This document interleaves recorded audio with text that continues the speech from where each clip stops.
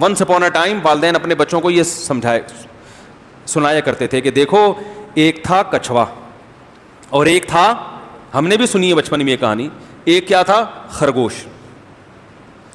دونوں کی ریس ہوگی تو کون جیتے گا؟ ظاہر مثال کیسی خاندانی ہے. دیکھو خرگوش کی مثال بلی کے ساتھ لے آتے, پھر بھی جیتنا کس نے تھا؟ خرگوش نے ہی جیتنا تھا نا بھائی. یار پتہ نہیں کیا ہو گیا آپ لوگوں کو یار, جیتنا کس نے تھا؟ خرگوش نہیں. خرگوش کی مثال اگر لے آتے کتے کے ساتھ تو بھی جیتنا کس نے تھا؟ خرگوش نے, کیونکہ خرگوش کی اسپیڈ کتے سے کیا ہے؟ بہرحال زیادہ ہے. تو یہ جو جنگلوں میں خرگوش کا شکار کرتے ہیں نا, آگے جال وال لگا کے, بھاگ کے نہیں پکڑتے خرگوش کو, ان کو پتہ ہے ایک چھلانگ لگائے گا مارکیٹ سے شارٹ, وہ آگے جال وال لگا دیتے ہیں یا ڈرا دیتے ہیں اس کو, وہ سہم کے کھڑا ہو جاتا ہے.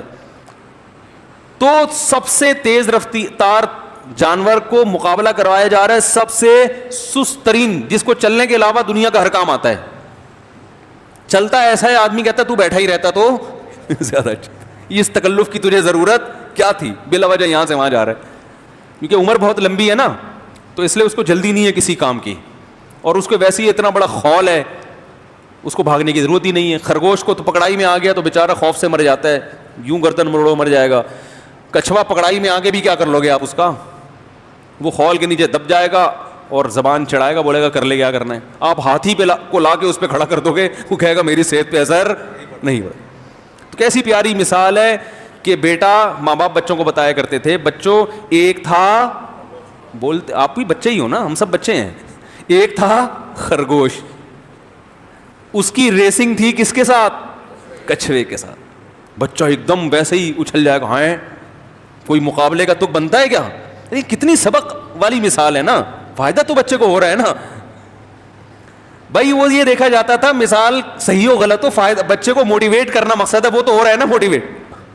وہ ایک نے شعر کا بڑا زبردست, دوسرے نے اس کے جواب میں ایک اور شعر کا, لیکن وہ وزن ہی نہیں بن رہا تھا. اس نے کہا یہ تو شعر نہیں, اس نے کہا جو بھی یہ بات سمجھ میں آ گئی کہ نہیں آ گئی ہے, ٹھیک ہے نا. تو ایک تھا خرگوش, اس کا مقابلہ کس کے ساتھ تھا؟ کچھوے کے ساتھ. تو بچہ یہ سن کے حیران ہوگا, ابو کوئی تک بنتی نہیں ہے بھائی. لیکن جب ریسنگ شروع ہوئی ہے, خرگوش اس گھمنڈ میں تھا کہ مجھ سے بلی نہیں جیت سکتی, مجھ سے کتا نہیں جیت سکتا ہے بھائی. لوگ میرے پیچھے جنگلوں میں بھاگتے ہیں, مجھے پکڑ نہیں سکے آج تک, یہ کمبخت کچھوا یہ کیا جیتے گا. اسی گھمنڈ نے اس خرگوش کو کیا کر دیا؟ ہرا دیا. تو پہلا سبق کیا ملا؟ تکبر اور اترانا بری اچھی چیز نہیں ہے. دوسرا, اس گھمنڈ کی وجہ سے وہ سست پڑ گیا. اس نے کہا میں ابھی سے بھاگ کے لائن کراس کرنے کی کیا ضرورت ہے, ابھی آرام کرو. سو گیا آرام سے. وہ کچھوا بیچارہ, اچھا کچھوا احساس کمتری کا شکار نہیں ہوا. کچھوے نے کہا, کچھوا یہ سوچ سکتا تھا نا کہ بھئی میں اس سے مقابلہ کر نہیں سکتا, تو مجھے چل کے اپنی انرجی ضائع کرنے کی ضرورت کیا, پڑے رہو آرام سے. کچھوے نے کہا نہیں بھائی, جو ہو سکتا ہے وہ کرو, نتیجہ کس پہ ڈال دو؟ اللہ پہ. تو دوسرا سبق کیا ملا بچے کو؟ کہ بھائی جو آپ سے ہو سکتا ہے وہ کرو, نتیجہ کس پہ ڈال دو؟ اللہ پہ. جو آپ سے ہو سکتا ہے وہ کرو, پھر اللہ سے دعا مانگو تو قبول ہوتی ہے. یہ بھی ایک سبق ملا. پھر کچھوے نے ہمت نہیں ہاری, چلنا شروع ہوا, بھاگ رہا ہے. وہ بیچارہ کتنا بھاگے گا. اور خرگوش کیا کر رہا ہے؟ کبھی آرام کر رہا ہے کہ تھوڑا سا آگے چل کے, کبھی جھاڑیوں میں کلا بازیاں کھا رہا ہے, کبھی بل بنا رہا ہے, کبھی جو ہے نا شادی کی فکر میں لگا ہوا ہے مختلف چیزوں میں لگا ہوا ہے. اور کچھوا بالآخر سلولی چلتے چلتے بالآخر لائن کو کراس کر جاتا. تو اس سے بڑا سبق بچوں کو یہ بتایا جاتا تھا کہ بھائی تھوڑا کام ہو پابندی کے ساتھ ہو, یہ بہتر ہے اس کام سے کہ جو زیادہ ہو مگر کنٹینیو نہ ہو.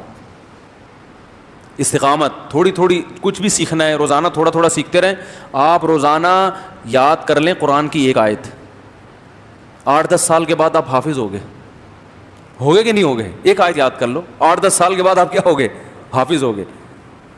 آپ روزانہ ایک شعر یاد کر لو, ایک شعر صرف, 5-6 سال کے بعد آپ خود بہت بڑے شاعر بن چکے ہوگے, بہت بڑے.